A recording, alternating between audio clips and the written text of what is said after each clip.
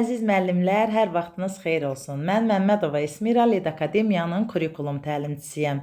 Əziz müəllimlər, bugün yenə də sizinlə MİQ və sertifikasiya qəbul tipli yeni bir sualın izahını bölüşəcəyəm.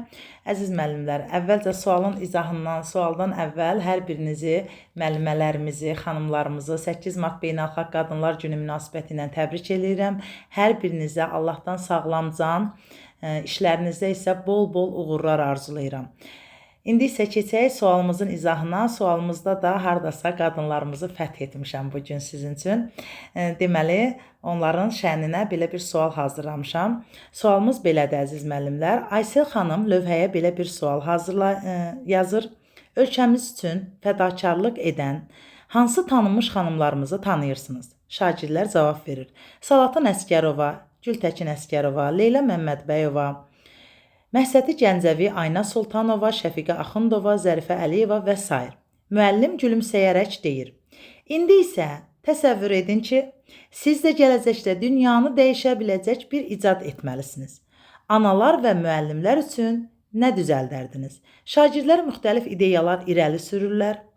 Bu zaman müəllim onların fikirlərini şərtsiz bir şəkildə lövhədə qeyd edir. Müəllim stolun üstünə əl işləri üçün müəyyən vəsaitləri, rəngli kağız, yapışqan, qayçı, markerlər, parça və digər materiallar qoyaraq deyir. Bu ideyalarınızı çəkin və ya maket hazırlayın.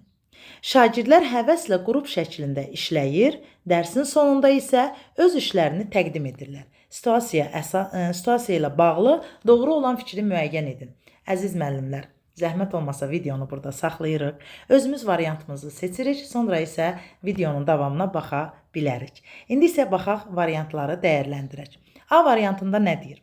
Müəllim burada fasilitator rolunu icra edərək onlarda açıq düşüncə tərzini formalaşdırmaq istəyir. Bəli, müəllimlər, situasiyaya diqqətlə baxsaq, görəcəyik ki, müəllim burada fasilitator rolunu icra edir. Çünki şagirdlərə istiqamət verir, yol göstərir, yönləndirici suallar verir. Onlarda açıq düşüncə tərzini formalaşdırmaq istəyir. Əziz müəllimlər, açıq düşüncə tərzi demək, açıq suallar vermək deyil. Açıq düşüncə tərzində nə idi müəllimlər? Mən hələ bacarmıram, deyirdi şagird.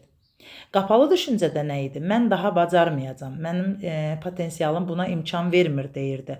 Yəni, bir də mən cəhd etməyəcəm, deyirdi. Və bunun əksi olaraq açıq düşüncədə isə mən hələ bacarmıram, səhvlərindən nəticə çıxartmağa çalışırdı şagird. Deməli, bu situasiyamızda belə bir şeyə rast gəlmədiyimizə görə açıq düşüncə tərzini formalaşdırmaq istəyir ifadəsi yanlışdır. Ona görə də A variantı bizim doğru variantımız deyil. İndi isə baxaq B variantına. Müəllim burada şagirdlərin mənəvi inkişafını təmin edərək onları fərdi işə cəlb edir. Əziz müəllimlər, diqqətlə situasiyaya baxsaq, mənəvi inkişafı təmin etmək əlbəttə ki var. Çünki müəllim burada şəxsiyyət yönümlülük prinsipinə əsaslanaraq şagirdlərdə vətənpərvərlik, baxın qeyd edim, vətənpərvərlik hisslərini formalaşdırır. Burada nə deyir?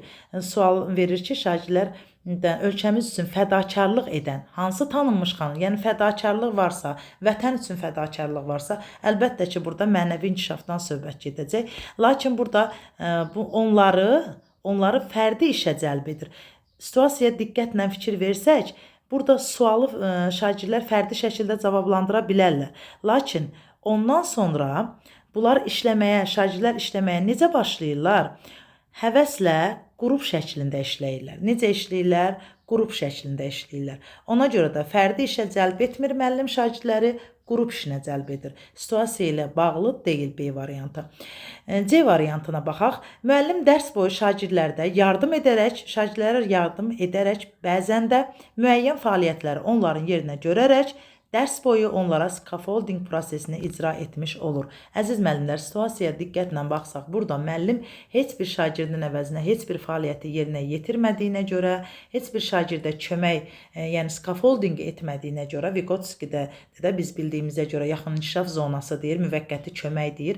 Burada müəllim heç bir şagirdə müvəqqəti kömək etmir. Ona görə də bizdə scaffolding yoxdur deyə C variantı da yanlışdır. D variantını saxlayıram, bu bizim doğru variantımızdır. Y variantına baxıram. Müəllim burada şagirdlərində kreativ bacarıqları inkişaf etdirməklə Baxın, kreativ bacarıqlar. Bəli, müəllim şagirdlərə açıq düşüncə tərzinə, yəni açıq düşüncə tərzinə deyil, açıq suallar verərək şagirdlərdə deməli kreativ bacarıqlar formalaşdırmaq istəyir və şagirdlərə nə tapşırır kreativ bacarıq formalaşdırmaq üçün? Deyir ki, düşünün ki, siz də gələcəkdə deməli dünyanı dəyişəcək bir icad etməlisiniz. İcad etmək nə idi? Kreativ bacarıq formalaşdırmaq idi, düzdür. Onlarda fərd daxili intellektdə. Xeyr, müəllimlər, burada da bayaq qeyd etdiyim kimi həvəslə qrup şəklində işləyir şagirdlər.